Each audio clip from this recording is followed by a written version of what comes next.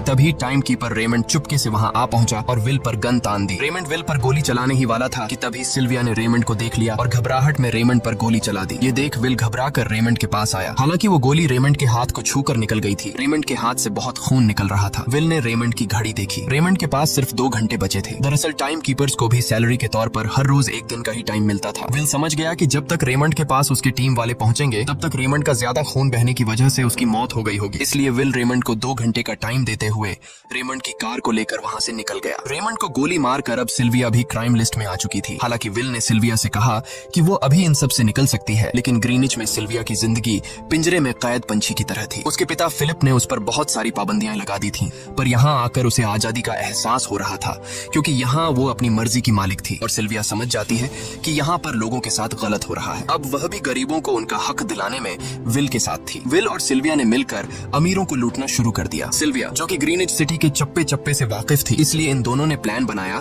कि वो Greenwich city में बैंक से टाइम कैप्सूल चुराएंगे और उनको गरीबों में बांट देंगे। सिल्विया ने सबसे पहले अपने पिता फिलिप के कई सारे बैंक्स में डाका डाला, क्योंकि फिलिप ने गरीबों की मौत से वह सारा टाइम इकट्ठा किया था। इन दोनों ने तिजोरी से सभी टाइम कैप्सूल एक बैग में पैक करके वहां से निकल गए और उन्हें गरीबों में बांटने लगे। इतनी बड़ी चोरी करने के बाद अब सरकार भी इन दोनों से तंग आ चुका था, इसीलिए सरकार ने इन दोनों के सर पर 10 साल का टाइम इनाम रख दिया। ये खबर सुनते ही गैंगस्टर फोर्टिस अब इन दोनों को कुत्ते की तरह ढूंढने लगा। लेकिन विल और सिल्विया हर रोज अपना ठिकाना बदलते रहते थे, जिससे वो किसी के हाथ नहीं आते थे। ये दोनों एक होटल में छुपे हुए थे। इनके पास टाइम की कमी तो थी नहीं, इसलिए उन्होंने पूरे होटल को ही बुक कर लिया था। फोर्टिस इन दोनों की तलाश में उस होटल के बाहर आ पहुंचा। वहाँ उसने कुछ लोगों को पकड़कर उनसे विल और सिल्विया के बारे में पूछने लगा, लेकिन उन लोगों पर विल और सिल्विया के बहुत एहसानात थे, इसलिए ये लोग मरने के लिए तो तैयार थे, पर विल और सिल्विया का ठिकाना बताने के लिए तैयार नहीं थे। लेकिन जब फोर्टिस ने उन लोगों पर बहुत ज्यादा जोर जबरदस्ती की, तो उनमें से एक बंदा मौत के डर से फोर्टिस को उस होटल के बारे में बता देता है जहाँ विल और सिल्विया छुपे हुए थे। जिसके बाद फोर्टिस फौरन अपनी गैंग के साथ वहाँ पर पहुंच जाता है और इन दोनों को पकड़ लेता है। अब विल और सिल्विया का उनसे बच पाना नामुमकिन था। फोर्टिस ने विल को एक टेबल पर बैठा दिया और उसे टाइम फाइट के लिए चैलेंज किया। विल समझ गया